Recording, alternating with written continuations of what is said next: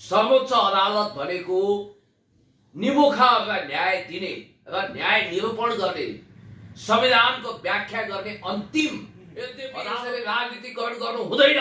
सर्वोच्च अदालतले राजनीतिकरण गर्नु हुँदैन। मलाई त एमिल जोलाको त्यो भनाइ याद आउँछ, विश्व प्रसिद्ध दार्शनिक लेखक। कुट्टाकुट चल्यो नि त आज दुईजना वकिलको बिचमा हानाहान।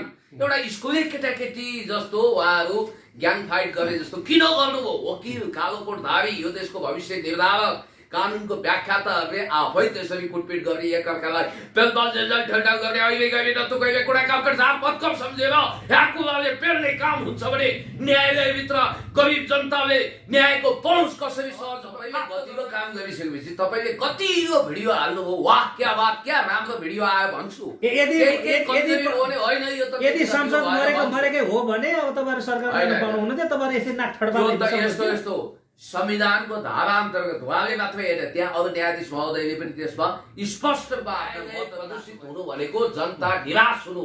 त्यस कारणले गर्दाखेरि न्यायाधीशहरू भनेका अहिले तपाईँले देखिरहनु भएको छ बार र बेन्च बिचको सम्बन्ध के हो?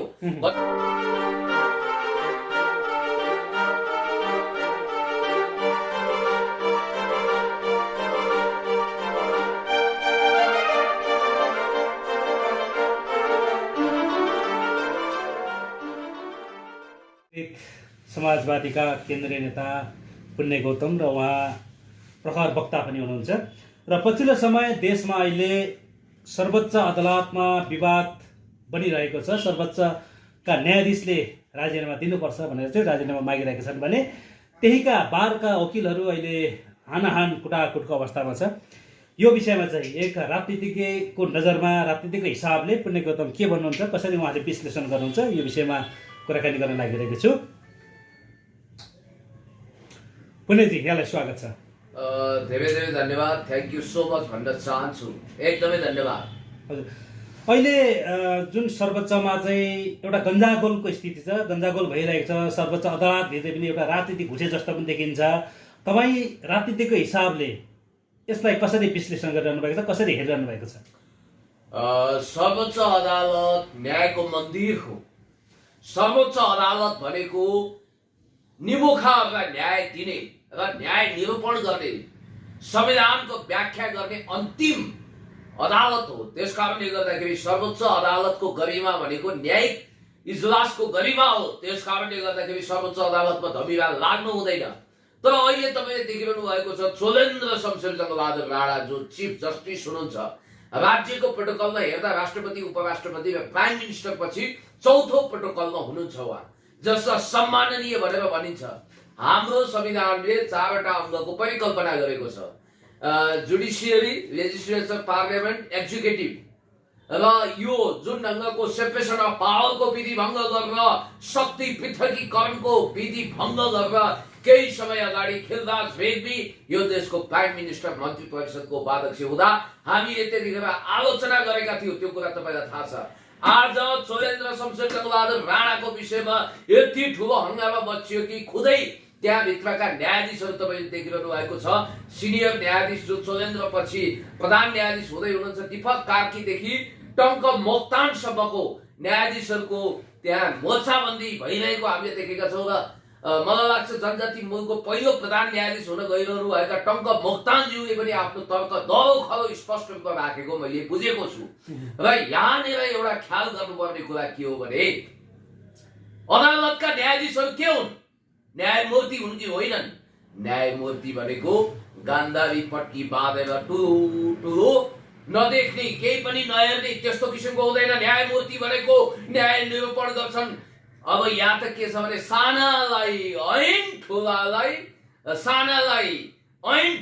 चयनको स्थिति छ। त्यस कारणले गर्दाखेरि सर्वोच्च अदालतमा केही समय यता राजनीति घुस्यो, ठुलो राजनीति घुस्यो, भयावह स्थिति भयो। त्यहाँनिर धमिरा लाग्यो, भाइरस लाग्यो भनेर हामी चिन्तित छौँ। किनभने बुढी मरी भन्ने होइन, काल पल्क्यो भन्ने महत्त्वपूर्ण कुरा हो। यो सुरुवात कहाँबाट हुन्छ भने तपाईँलाई एउटा कुरा भन्छु, त्यसो त चोलेन्द्र शमशेर जङ्गबहादुर राणाले आफ्नो कार्यकालमा केही दरो खरो गतिलो निर्णय पनि गर्नुभयो।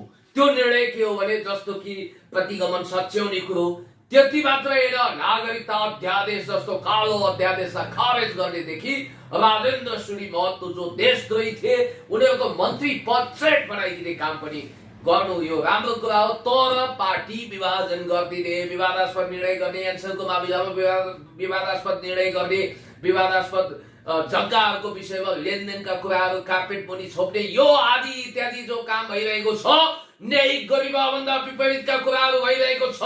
प्रधान न्यायाधीश कस्तो हुनुपर्छ भन्ने कुरो चाहिँ तर पुण्यजी नि प्रधान न्यायाधीशकै फैसलाले नै अहिलेको सरकार पनि गठन भएको हो भनेर चाहिँ विपक्षीले आरोप लगाइरहेको छ। त्यही सरकारमा तपाईँहरू पनि हुनुहुन्छ अथवा तपाईँहरूकै पार्टीले सरकारमा पनि छ। कसरी चाहिँ तपाईँको न्यायाधीशले चाहिँ अथवा गैर जिम्मेवारी तरिकाले फैसला गर्यो भनेर भन्न सक्नुहुन्छ? होइन, तपाईँलाई एउटा कुरा म भन्न चाहन्छु, हुन त कन्टेम्प अफ कोर्ट भन्छ के, अदालतको अवज्ञा गर्यो भने मुद्दा लाग्न सक्छ, न्यायाधीशको मानहानि गर्नु हुँदैन, अदालतको मानहानि गर्नु हुँदैन। देश जनता विकास समितिको पक्षमा आवाज उठाउँदा पनि कहिले काहीँ आवाज बन्द गर्ने कोसिस गरिन्छ। चोलेन्द्र शमशेर जङ्गबहादुर राणाको पालामा केही राम्रा निर्णय पनि भए, केही नराम्रा निर्णय पनि भए हो। अब यो परमादेशको आधारमा सरकार गठन भयो भनेर केपी शर्मा ओलीज्यूले भनेको भनाइ गर्नुहुन्छ। उहाँको भनाइ चाहिँ के छ भने 5 जना न्यायाधीश महोदयहरूले राजीनामा दिनु, जसले परमादेश जारी गर्नु भनेर पनि भनिरहनु भएको छ। यद्यपि यसरी राजनीतिकरण गर्नु हुँदैन, सर्वोच्च अदालतमा राजनीतिकरण गर्नु हुँदैन। मलाई त एमिल जोलाको त्यो भनाइ याद आउँछ, विश्वप्रसिद्ध दार्शनिक लेखक एमिल जोला भन्नुहुन्छ, न्यायालय प्रदूषित हुनु भनेको जनता निराश हुनु। त्यस कारणले गर्दाखेरि न्यायाधीशहरू भनेका अहिले तपाईँले देखिरहनु भएको छ बार र बेन्च बीचको सम्बन्ध के हो। कतिपयले के भनिरहेका छन् भने हाम्रा कतिपय कालो कोटधारी वकिल भएनन्, अब तिनीहरू बिचौलिया भए, बार र बेन्चको बीचमा दलाली गर्न बस्छन् भन्ने आरोप पनि छ। न्यायको बिक्री बट्टा भयो, न्यायलाई दिन दहाडे किन्ने र बेच्ने काम भयो भनेर पनि हामीले आवाज बुलन्द गर्नुपर्ने स्थिति छ। एउटा मुद्दा चलिरहेको हुन्छ, हजुरबाको पालामा चलेको मुद्दा नातिको पालामा पनि फैसला नभएको वियोगान्त स्थिति पनि तपाईँले देखिरहनु भएको छ। त्यस कारणले गर्दाखेरि म भन्न चाहन्छु कि न्याय सर्वसुलभ हुनु पर्यो। न्याय असाध्यै महँगो हो। एउटा मानिस मुद्दा लड्दा लड्दा लड्दा लड्दा उसको जिन्दगी नै जान्छ, सर्वस्व नै हरण हुन्छ। यस्तो स्थिति आइरहेको छ। जहाँसम्म अहिले चोलेन्द्र शमशेर जङ्गबहादुर राणाको कुरा हो, ट्र्याक रेकर्ड आयो नि, हिस्ट्री त्यति प्रिय छैन। म तपाईँलाई स्पष्ट भन्छु, गोपाल पराजुली जसको सर्टिफिकेटको उमेरको विषयमा विवाद थियो, उहाँको एसएलसी नेपालबाट होइन भन्ने विवाद थियो, पछि किताबै लेख्नुभयो, धेरै कुरा स्पष्ट पार्नु भएको छ। उहाँले पनि बिचैमा राजीनामा दिनु परेको थियो। चोलेन्द्र शमशेर जङ्गबहादुर राणा प्रधान न्यायाधीश हुन, चिफ जस्टिस राज्यको चौथो प्रोटोकलमा पुग्न योग्य हुनुहुन्थ्यो कि हुनुहुन्न थियो, यो पनि डिबेट छ। हिजो ऋषि धवलासको कार्यक्रममा पनि उहाँले बोल्नु भएको छ। त्यो विषयमा म थप चर्चा गर्दैछु। तपाईँलाई अलिकति म उहाँको हिस्ट्री बताइदिन्छु। उहाँ वास्तवमा एउटा मामुली वकिल हुनुहुन्थ्यो, जिन्दगीभरि सेकेन्ड डिभिजन र फर्स्ट डिभिजनको मुख नदेखेको भनेर भन्छन् भन्नेहरूले। मलाई थाहा छैन, मैले उहाँको डकुमेन्ट हेरेको छैन। त्यतिखेर एलएलबी हुँदैन थियो, बिएल हुन्थ्यो। बिएल पास गर्न 9 वर्ष लगाएको अरे। तर के गर्नुहुन्छ, टप्परहरू विदेश गए, प्रोफेसर भए, उहाँ त भट्टाभट्टी तरक्की गर्दै अगाडि बढ्नु। एउटा चिसो छिडीमा उहाँको वकालत गर्ने अफिस थियो र तालुमा आलु फलिसकेपछि भैँसी किन्दा पाडो उपहार आएपछि के लाग्छ, सुरेन्द्र प्रसाद सिंह त्यतिखेर प्रधान न्यायाधीश हुने रोल क्रममा हुनुहुन्थ्यो र यो त बकाइदा लेखिएको कुरो, प्रामाणिक कुरो हो। सुरेन्द्र प्रसाद सिंहको उमेर हदको विवाद चल्यो। त्यसै गरी उमेर दुईटा रहेछ, नागरिकतामा एउटा, किताबखानामा एउटा। त्यो भइसकेपछि, विवाद आइसकेपछि त्यो विषयमा तात्कालीन वकिल चोलेन्द्र शमशेर जङ्गबहादुर राणाले अदालतमा मुद्दा दिनु। अब सुरेन्द्र श्रीमानको त प्रधान न्यायाधीश हुने सपना उडायो, सपना सबै होरीले हुनेवाला थियो। त्यस कारणले गर्दाखेरि अब भित्रै सेटिङ र मिटिङ भयो। सुरेन्द्र श्रीमानले के गरिदिनु भयो भने, त्यसो त तपाईँलाई आश्चर्य लाग्छ, सुशीला कार्कीलाई श्रीमान भनियो। अब प्रधान न्यायाधीश वा न्यायाधीश श्रीमान भनिन्छ। उहाँको श्रीमानले चाहिँ दुर्गा सुवेदीले चाहिँ उहाँलाई श्रीमान भन्ने कि नभन्ने त्यो विवाद पनि चल्यो। तर पुण्यजी, तपाईँले यसरी भनिरहँदाखेरि सर्वोच्च अदालतको प्रधान न्यायाधीश जस्तो गरिमामय व्यक्ति, एउटा सम्मानित व्यक्तिलाई तपाईँले हचुवाको भरमा लामखुट्टा लगाइरहनु भएको छ। उहाँले कहिले सेकेन्ड डिभिजन पास गरे भन्दै हुनुहुन्छ, घरि त्यो योग्य थियो कि थिएन भनेर भन्नुहुन्छ। योग्य नभएको व्यक्ति कसरी सर्वोच्चको प्रधान न्यायाधीश बन्छ? नेपालको जुडिसियरी हिस्ट्रीमा फर्स्ट टाइम म तपाईँलाई यो कुरो पोको बन्दुरो खोल्दैछु। मलाई प्यान्डोरा बक्स खोल्ने यो सक छैन। जस्तो कि तपाईँलाई म भन्न चाहन्छु, प्रमिनेन्ट वकिलहरू केशव प्रसाद भण्डारी जस्ता वकिलहरू युवराज सरहरू हुनुहुन्छ। उहाँहरू कहिले पनि यसरी चोरीफोरी गरेर म न्यायाधीश बन्छु, प्रधान न्यायाधीश बन्छु भनेर आउनु भएको छैन। पूर्ण सर अहिले स्वास्थ्य लाभ गरिरहनु भएको छ। उहाँलाई पनि न्यायाधीश, प्रधान न्यायाधीश हुने त्यो खालको अवसर थियो, तर त्यसलाई उहाँले सदुपयोग गर्नु भएन अथवा उपयोग गर्नु भएन। र चोलेन्द्र शमशेर जङ्गबहादुर राणाले के गरिदिनु हो भने त्यसपछि बार्गेनिङ चलाएर उहाँ पुनरावेदन अदालत, अहिलेको हाइकोर्ट भनिन्छ, त्यसमा उहाँ न्यायाधीश हुनुभयो। त्यहाँ न्यायाधीश भइसकेपछि उहाँको लागि सर्वोच्च जान अप्ठ्यारो पर्यो, किनभने विवादास्पद फैसलाहरू थियो। तर सावधान दण्ड भेद गर्न सिपालु, असाध्यै चतुर, चलखेल गर्न सिपालु चोलेन्द्र शमशेर जङ्गबहादुर राणाले शक्ति केन्द्रहरू हुन सक्छ त्यो विदेशी अथवा स्वदेशी, शक्ति केन्द्रको ब्यालेन्समा बसेर विचार उहाँ सर्वोच्चको न्यायाधीश बन्नुभयो। अब प्रधान न्यायाधीश भन्न फलामको चिउरा चबाए जस्तो भयो। त्यही प्रधान न्यायाधीशले दुई पटक प्रतिनिधि सभा बिउताइदिएपछि तपाईँहरू सरकारमा जान पाउनुभयो, अनि तपाईँहरू अहिले त्यही प्रधान न्यायाधीशको विरुद्धमा बोलिरहनु भएको छ। ए सर, तपाईँले गतिलो काम गरिसकेपछि तपाईँले कतिको भिडियो हाल्नुभयो, वाह क्या बात, क्या राम्रो भिडियो आयो भन्छु। यदि संसद मरेकै हो भने अब तपाईँहरू सरकारमा जान पाउनुहुन्न थियो, तपाईँहरू यसरी नाक ठड्का यस्तो संविधानको धारा अन्तर्गत उहाँले मात्रै होइन, त्यहाँ अरू न्यायाधीश महोदयले पनि त्यसमा स्पष्ट रूपमा आफ्ना मतहरू राख्नु भएको छ र भर्डिक्ट दिनुभएको छ। त्यो संयुक्त इजलासले गरेको निर्णय हो। त्यहाँ प्रधान न्यायाधीश बहुमत अल्पमत हुँदा प्रधान न्यायाधीशको पनि केही लाग्दैन। संवैधानिक इजलास अन्तिम फैसला गर्छ। र आयो अहिलेको कुटाकुट, यही विषयमा प्रवेश गरेर कुरा गरौँ त। ल भन्नुहोस्, अब अहिले त तपाईँले चिरहरण भएको देख्नुभयो। द्रौपदी जस्तो न्यायालयलाई दिउँसै नङ्ग्याइएको छ, न्यायाधीश, प्रधान न्यायाधीशको हुर्मत लिएको छ। अब महाअभियोगसम्मको अवस्था आउला कि भन्ने मलाई लागेको छ। र याद गर्नु होला, कुन आधारले लगाउने महाअभियोग तपाईँलाई आधार चाहियो नि। यस्तो, यो विवादको सुरुवात कहाँबाट हो भने उहाँले आफ्नो आफन्तलाई मन्त्री बनाउन लबिङ त्यो त उहाँले होइन भने इन्कार गरिसक्नु भएको छ त। ठिक छ, तर हामी होइनौ नि त। डिसिसी फ्याक्टर तपाईँले देख्नुभयो। जो हमाली चाहिँ मन्त्री बन्नुभयो, जो उहाँ चाहिँ मन्त्री बन्नुभएको थियो, उहाँ चाहिँ काङ्ग्रेसको, नेपाली काङ्ग्रेसबाट सक्रिय रातिदेखि पनि हुनुहुन्थ्यो पहिला। त्यो हिसाबले देउबाको नजिक पनि प्रधानमन्त्री, सम्माननीय प्रधानमन्त्री देउबाको नजिक पनि त्यो हिसाबले मन्त्री बन्नुभयो। तर चोलेन्द्र शमशेरको सिफारिसले मन्त्री बनेको होइन भनेर भनिसक्नु भएको छ त। विवाद आयो, विवाद आइसकेपछि त्यो विवादको भूमिभूमि उहाँ फस्नुभयो। सबभन्दा महत्त्वपूर्ण कुरो, अब अस्ति ऋषि धवलाजीको हेरिहाल्नु। आदरणीय दर्शकवृन्दहरू, यतिखेर म सर्वोच्च अदालत नजिकै रहेको नेपाल बार एसोसिएसनमा आइपुगेको छु भनेर वात्तै स्वाटै मिटिङ भएको ठाउँमा छिर्छ। के भन्नुहुन्छ, यतिखेर प्राइम टिभीले लाइभ देखाइरहेको छ भनेर जानुभयो। त्यो त उहाँले स्ट्रिङ अपरेसन गर्नु भएको छ नि त। स्ट्रिङ अपरेसन कुनै पनि बार एसोसिएसनको मिटिङ हुँदा हुँदैन सर। कुनै पनि ठाउँ मिटिङ भनेको मिटिङ संवेदनशील हुन्छ।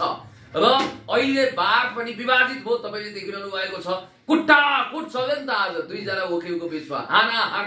एउटा स्कुले केटाकेटी जस्तो उहाँहरू ग्याङ फाइट गरे जस्तो किन गर्नुभयो? वकिल, कालो कोटधारी, यो देशको भविष्य निर्धारक, कानुनको व्याख्याताहरूले आफै त्यसरी कुटपिट गर्ने, एकअर्कालाई पेलपाल ठेल्टा गर्ने, अहिले गरे न त कहिले कुरा काम गर्छ पत्कम सम्झेर यहाँ कुराले पेर्ने काम हुन्छ भने न्यायालयभित्र गरिब जनताले न्यायको पहुँच कसरी सहज प्राप्त गर्लान्? पैसामा न्याय किनबेच हुनु भएन र कुनै पनि गरिब जनतालाई न्यायबाट वञ्चित गर्नु हुँदैन भनेर म आफ्नो पार्टीको तर्फबाट पनि, मेरो तर्फबाट पनि भन्न चाहन्छु।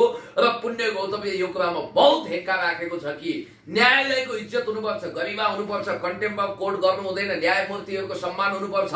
न्यायालय भनेको न्यायको मन्दिर हो, न्यायमूर्तिहरू भनेका न्यायाधीशहरू हुन्, त्यस कारणले गर्दाखेरि उनीहरूको हुर्मत लिनु हुँदैन भन्दै अहिले बीच बजारमा, सायद बरेलीको बजारमा कुनै सुन्दरीको त्यति धेरै झुम्का गिरेन होला, त्यति धेरै न्यायाधीश र अरू वकिल साहबहरूको अहिले झुम्का गिरेको स्थिति छ। त्यस कारणले गर्दाखेरि यो ड्यामेज कन्ट्रोल गर्नु पर्यो र न्यायालयको शुद्धिकरण चाहियो। तपाईँलाई थाहा छ नि, न्याय किनबेच हुनु हुँदैन। तर आज तपाईँले देख्नुहुन्छ, या त सम्पत्ति छानबिन गर्नुपर्ने बेला भइसक्यो। कतिपय वकिल न्यायाधीशहरूको हामी त त्यो भन्छौँ अधिकार सम्पन्न आयोग बनाएर करोडौं अरबौंको जो सम्पत्ति उनीहरूले बटुलेका छन् त्यसको विषयमा दुधको दुध पानीको पानी छुट्टिने गरी न्यायिक ढङ्गले छानबिन हुनुपर्छ। तर न्यायको लागि लड्ने ती कालो कोटधारीहरू नै आज हानाहान गरे, कुटाकुट गरे, त्यस्ताबाट चाहिँ हामीले न्यायको के अपेक्षा गर्ने त? उनीहरू पनि कानुन भन्दा माथि छैनन्। एबोभ द कन्स्टिट्युसन भनेर कोही लुई छैन। फ्रान्सको लुईले आई एम द स्टेट म नै राज्य हो भनेर दावा गरेर छाती पिट्थ्यो, त्यस्तो अवस्था त छैन। सबै मान्छे अन्डर कन्स्टिट्युसन छ, सबै मान्छेहरू संविधान मुनि छ, सबैलाई कानुन लाग्छ। कानुनको परिपालन गर्ने कालो कोट धारीले नै जब एकअर्कामा घच्चा मच्चा गर्छन्, मुक्का हानाहान गर्छन् भने यो भन्दा लज्जास्पद स्थिति के होला र? भर्ती त्यस्ता कोटधारीबाट चाहिँ हामीले न्यायको अपेक्षा नगरे भयो। अब हो, उनीहरूलाई पनि वास्तवमा के हो त भनेर न्यायको कठघरामा उभिनु पर्छ। हस् पुण्यजी, यहाँलाई धेरै धन्यवाद। म तपाईँलाई धेरै धेरै धन्यवाद भन्छु। मलाई यो कुरामा भएछ कि यसपटक जुन खालको तनाव सर्वोच्च अदालतमा देखिएको छ, कतै यसले नेपालमा गम्भीर संवैधानिक सङ्कट त ल्याउने होइन, कतै नेपालमा गम्भीर किसिमको अरू खालको चलखेल त हुने होइन। देशी विदेशी प्रतिक्रियावादी षड्यन्त्रकारीहरू जहाँ भत्क्यो त्यही दैलो टाइपले मौका खुर्न बसिरहेका छन्, त्यस्तो नहोस्। र तपाईँको मिडियालाई पनि गतिको प्रगति गर्ने अवसर आओस्। तिहार, छठ, नेपाल सम्बन्धको उपलक्ष्यमा तपाईँहरूलाई 3 दुगुना रात चौगुनाको दरले प्रगति गर्नको निम्ति म आशीर्वाद दिन चाहन्छु। धन्यवाद। तपाईँ एक जिम्मेवार राजनीतिक पार्टीको जिम्मेवार व्यक्ति हुनुहुन्छ। तपाईँले यसरी आफ्नो विचार दिइरहँदाखेरि यो तपाईँको आफ्नो व्यक्तिगत विचार हो कि पार्टीको धारणा हो, के हो यो? यसमा मूलतः व्यक्तिगत विचार भन्न सक्नुहुन्छ। पार्टीले पनि एउटा ठोस धारणा बनाएको छ। हाम्रो पार्टी जहिले पनि न्यायिक स्वतन्त्रताको पक्षमा छ, अदालतमा राजनीतिक हस्तक्षेप हुनु हुँदैन भन्ने पक्षमा छ। र राजनीतिकरण भयो, त्यहाँभित्र धमिरा भाइरस घुस्यो भने त्यसलाई शुद्धिकरण गर्ने दायित्व जनताको, हामी सबैको।